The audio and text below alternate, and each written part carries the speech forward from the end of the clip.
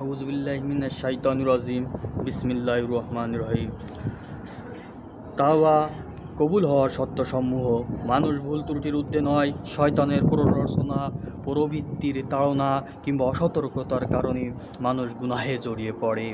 তবে মহান আল্লাহ তাআলার অসীম দয়ার অন্যতম প্রকাশ হলো তিনি তাওবার দরজা উন্মুক্ত রেখেছেন। বান্দা যখন আন্তরিকভাবে নিজের ভুল স্বীকার করে, তার দিকে ফিরে আসে, তখন মহান আল্লাহ তাআলা তাকে ক্ষমা করে দেন। তবে তাওবা শুধু মুখের কিছু শব্দ উচ্চারণের নাম নয়, বরং এর কিছু মৌলিক সত্য রয়েছে। এসব সত্য পূরণ হলেই তাওবা প্রকৃত অর্থে গ্রহণযোগ্য হওয়ার আশা করা যায়। পবিত্র কুরআনে মহান আল্লাহ তাআলা ইরশাদ করেন, হে মুমিনগণ, তোমরা মহান আল্লাহ তাআলার কাছে খাঁটি তাওবা করো। আশা করা যায় তোমাদের প্রতিপালক তোমাদের পাপসমূহ মোচন করে দেবেন এবং তোমাদের এমন জান্নাতে প্রবেশ করাবেন যার তলদেশে নদী প্রবাহিত। সূরা আত-তাহরিম আয়াত নম্বর ৮।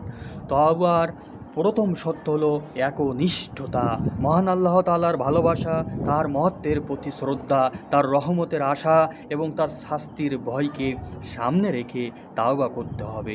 তাওবার উদ্দেশ্য কখনো পার্থিব স্বার্থ, মানুষের প্রশংসা বা অন্য কোনো লাভ লোকসান হতে পারে না। যদি কেউ কেবল কোনো বিপদ দূর করার জন্য, মানুষের কাছে নিজেকে ভালো প্রমাণ করার জন্য কিংবা কোনো জাগতিক উদ্দেশ্য হাসিলের জন্য তাওবা করে, তাহলে তার তাওবার আন্তরিকতা প্রশ্নবিদ্ধ হয়ে যায়। প্রকৃত তাওবা সেই তাওবা যা কেবল মহান আল্লাহ তাআলার সন্তুষ্টি অর্জনের জন্য করা হয়। দ্বিতীয় সত্য হলো কৃত গুনাহের জন্য আন্তরিক অনুশোচনা, গুনাহের স্মরণে হৃদয় ব্যথিত হওয়া, নিজের অপরাধ উপলব্ধি করা এবং মহান আল্লাহ তাআলার সামনে নিজেকে লাঞ্ছিত ও অসহায় মনে করাই প্রকৃত অনুতাপ।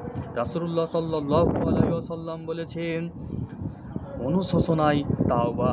ইবনে মাজাহ। অর্থাৎ অন্তরে যদি অনুতাপ সৃষ্টি না হয়, তবে তাওবার প্রাণশক্তি অনুপস্থিত থাকে। তৃতীয় সত্য হলো অবিলম্বে গুনাহ পরিত্যাগ করা। যে ব্যক্তি তাওবা করেছে, তাকে সঙ্গে সঙ্গে সেই গুনাহ থেকে বিরত হতে হবে। যদি অপরাধ কোনো নিষিদ্ধ কাজ করার মাধ্যমে হয়ে থাকে, তাহলে তা তৎক্ষণাৎ বর্জন করতে হবে।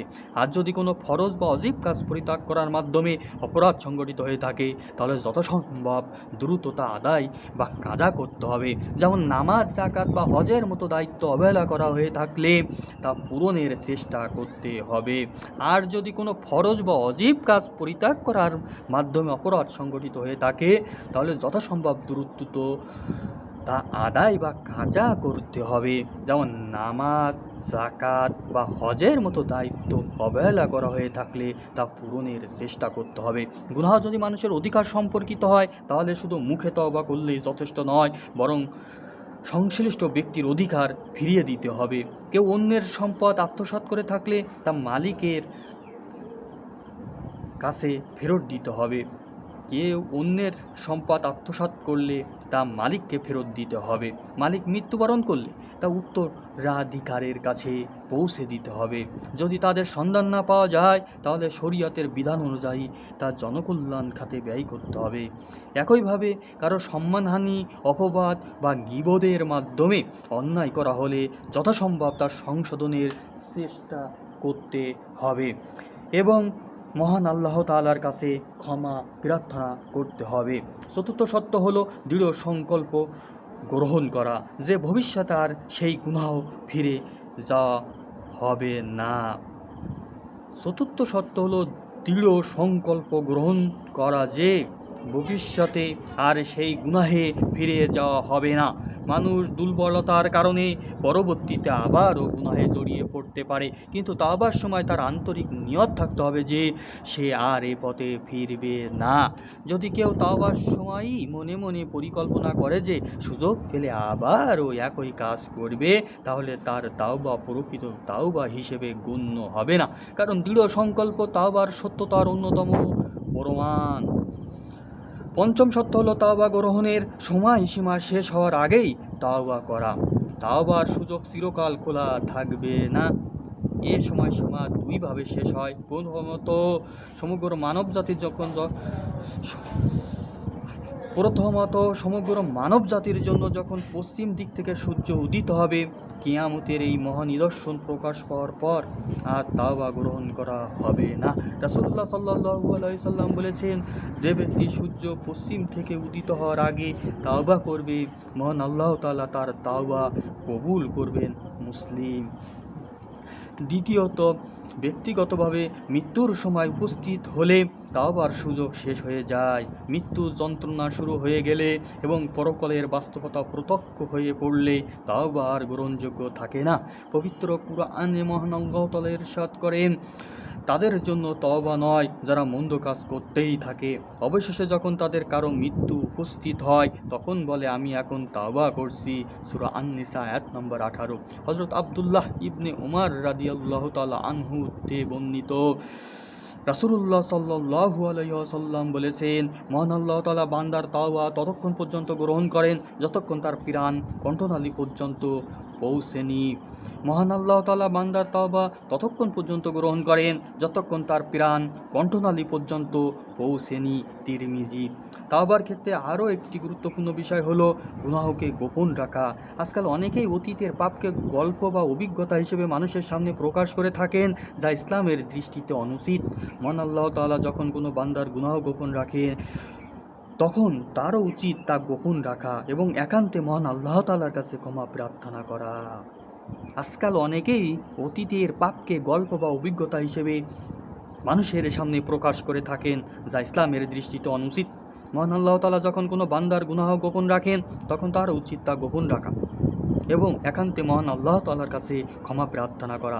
এরপর সঙ্গে রাসূলুল্লাহ সাল্লাল্লাহু আলাইহি সাল্লাম বলেছেন, আমার উম্মতের সকলকে ক্ষমা করা হবে, তবে প্রকাশ্যে গুনাহকারীকে ছাড়া। প্রকাশ্যে গুনাহ করার একটি রূপ হলো, কোনো ব্যক্তি রাতে একটি গুনাহ করলো, মহান আল্লাহ তাআলা তা গোপন রাখলেন, কিন্তু সকালে সে নিজেই বলে বেড়ালো, আমি গত রাতে এই কাজ করেছি। এভাবে সে মহান আল্লাহ তাআলার গোপন করে রাখা বিষয় নিজেই প্রকাশ করে দিল। বুখারী। তাওবা একজন মুমিনের জীবনে নতুন সূচনার নাম। তাওবা একটি এমন একটা আমল যে এটা মুমিনের জীবনে নতুন সূচনার নাম। এটি হতাশা থেকে আসার পথে, গুনাহ থেকে আনুগত্যের পথে, মহান আল্লাহ তাআলার অসন্তুষ্টি থেকে তার সন্তুষ্টির পথে ফিরে আসার এক মহামূল্যবান সুযোগ। তাই বিলম্ব না করে আমাদের প্রত্যেকের উচিত আন্তরিকতার সঙ্গে তাওবা করা এবং জীবনের শেষ মুহূর্ত পর্যন্ত তার ওপর অবিচল থাকা। আল্লাহ সর্বজ্ঞ। মহান আল্লাহ তাআলা আমাদের সবাইকে খাঁটি তওবা করা, তা কবুল হওয়ার শর্তগুলো পূরণ করার এবং ক্ষমা ও সন্তুষ্টি অর্জনের তৌফিক দান করবেন। আমিন। তাহলে আমরা উক্ত পাঠ থেকে জানতে পারলাম যে আমরা যারা জানা অজানাভাবে অনেক পাপ করে থাকি, এই পাপ গোপন রাখা, কারণ আল্লাহ নিজেই আমাদের পাপকে গোপন রাখেন। আজকাল অনেকেই অতীতের পাপকে গল্প বা অভিজ্ঞতা হিসেবে মানুষের সামনে প্রকাশ করে থাকেন, যা ইসলামের দৃষ্টিতে অনুচিত। মহান আল্লাহ তাআলা যখন কোনো বান্দার গুনাহ গোপন রাখেন তখন তারও উচিত তা গোপন রাখা, একান্তে মহান আল্লাহ তাআলার কাছে ক্ষমা প্রার্থনা করা। ওমা তৌফিকি ইল্লা বিল্লাহ। আসসালামু আলাইকুম ওয়া রাহমাতুল্লাহি ওয়া বারাকাতুহু।